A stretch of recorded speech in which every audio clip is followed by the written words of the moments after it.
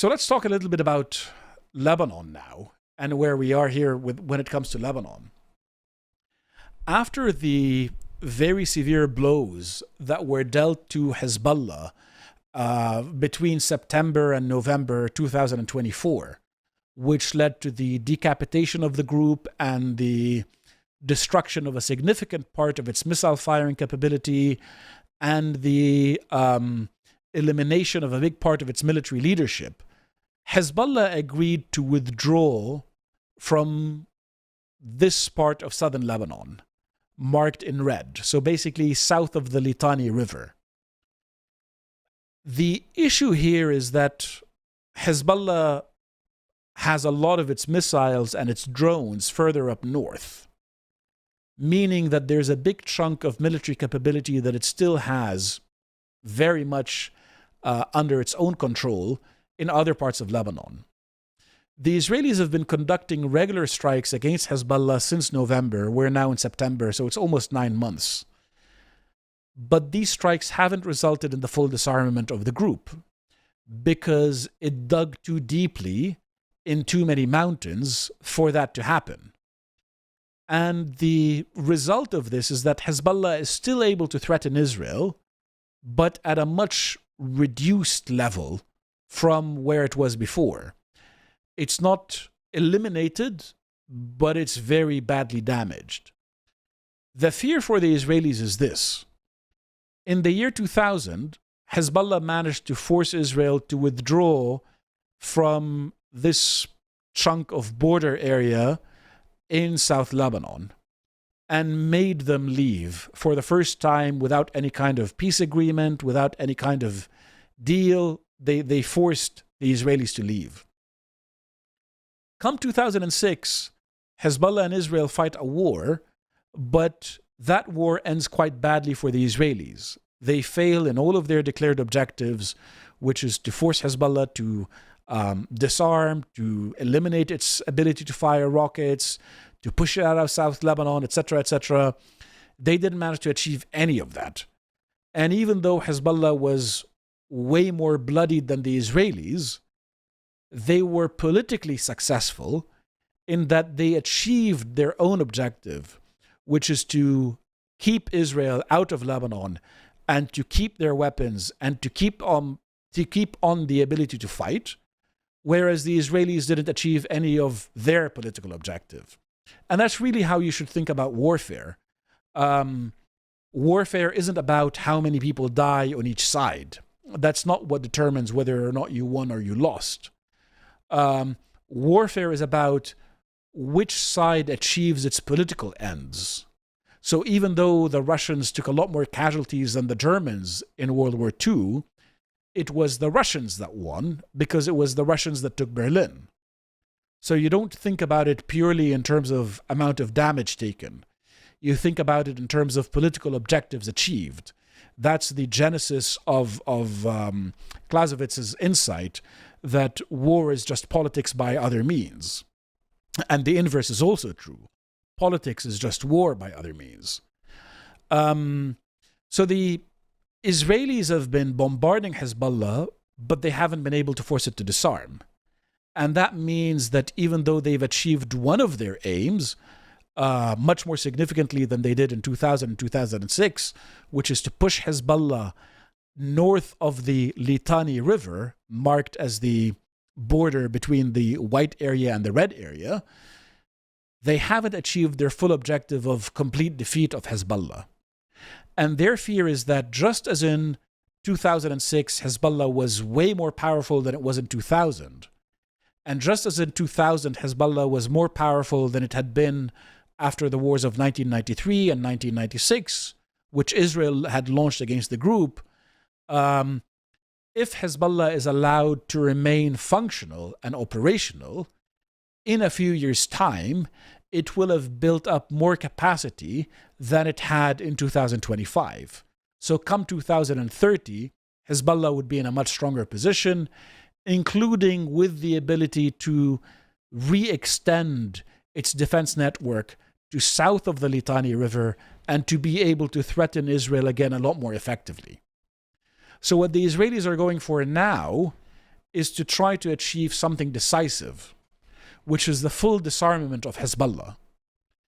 The Lebanese government has for the first time committed itself to the full disarmament of Hezbollah.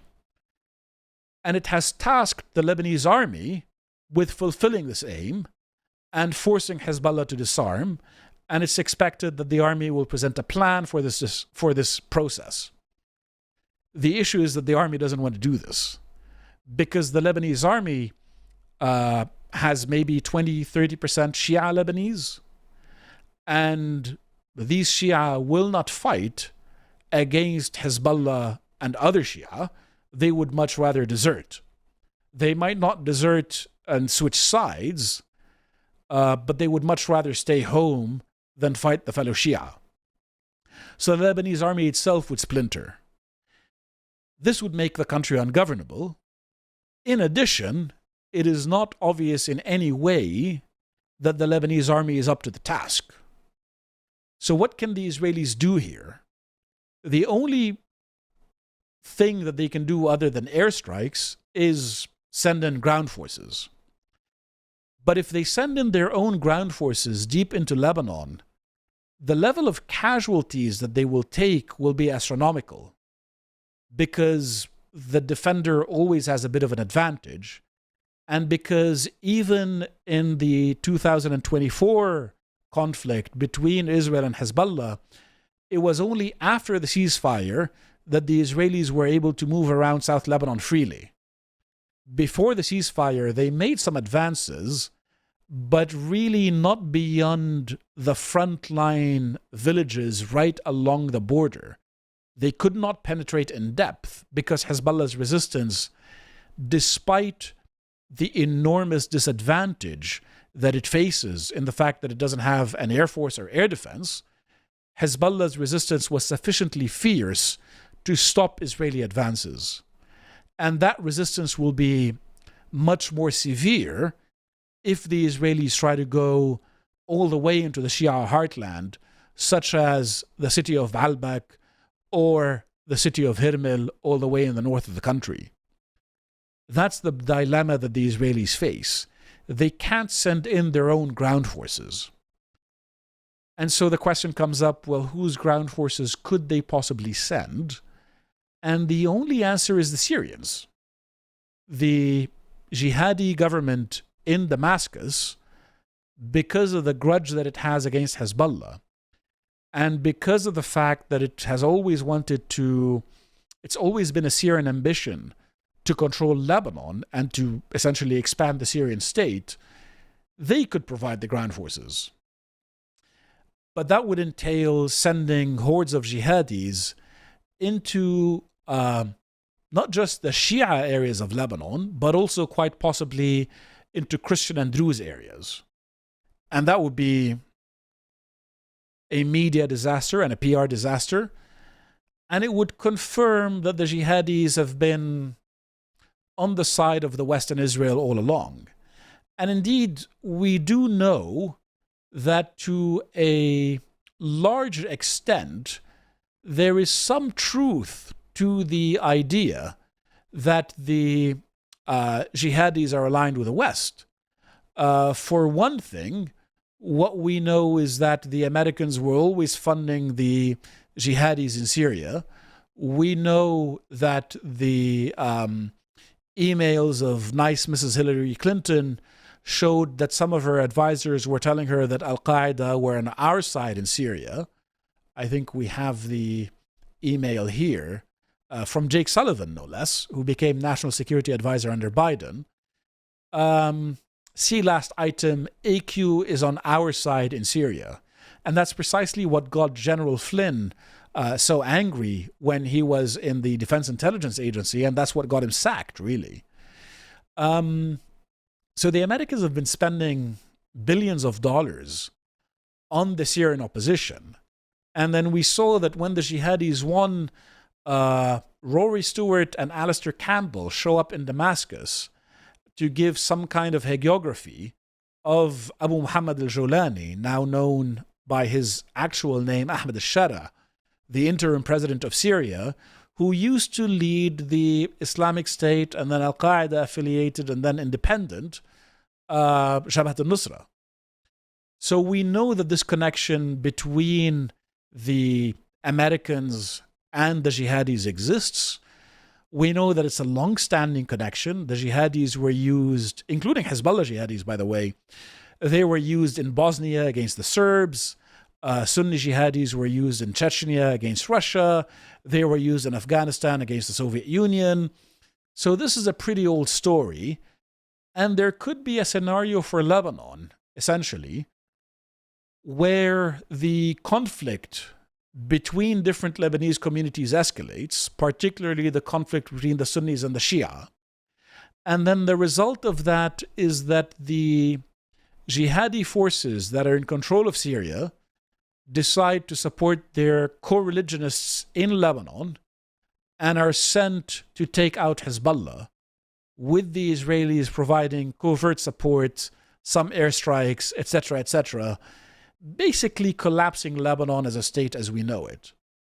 And what would the Israelis get in exchange? Well, they would get control and influence over southern Syria, extending from Suwaida here, where the Druze live, through Dar'a, which has 1 million Sunnis, through Qunaitra, which is also predominantly Druze. And you see here that in dark blue is the 1974 ceasefire line between Syria and Israel.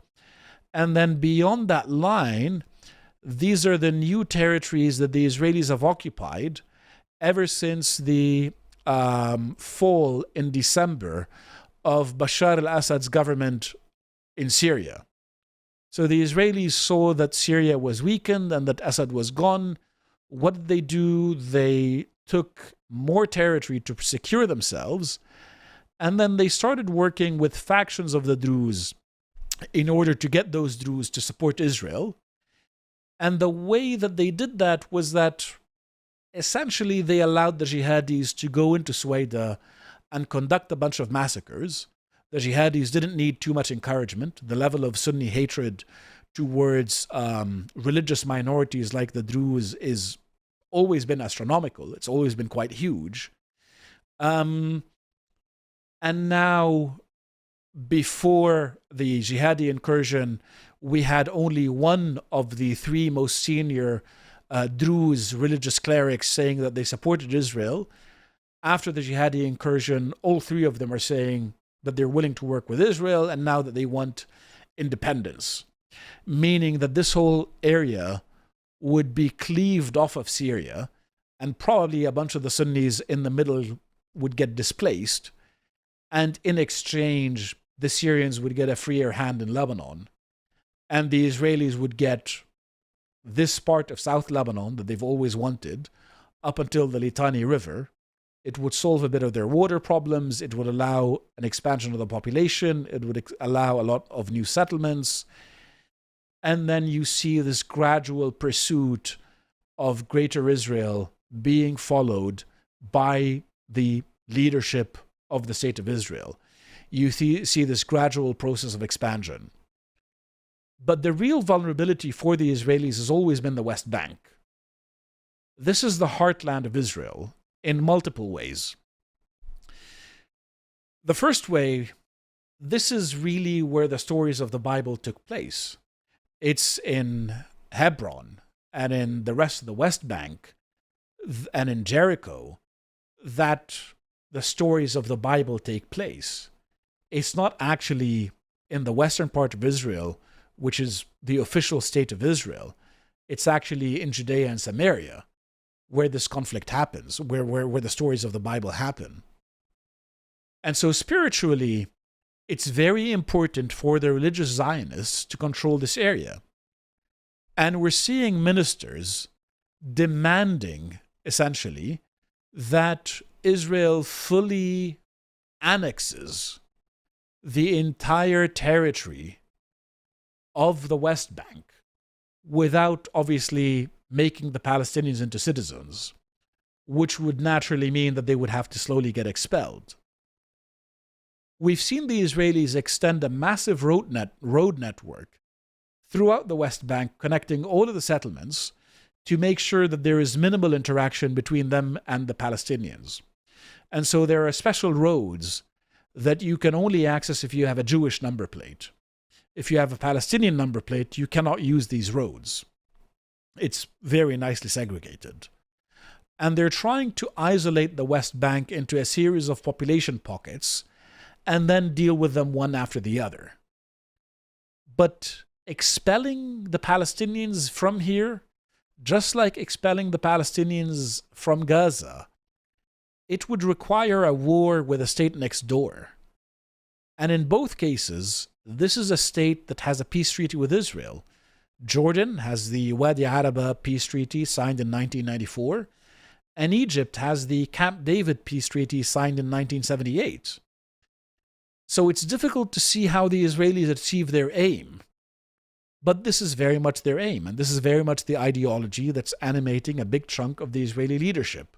If you enjoyed this piece of premium content from the Lotus Eaters, head to our website where you can find more.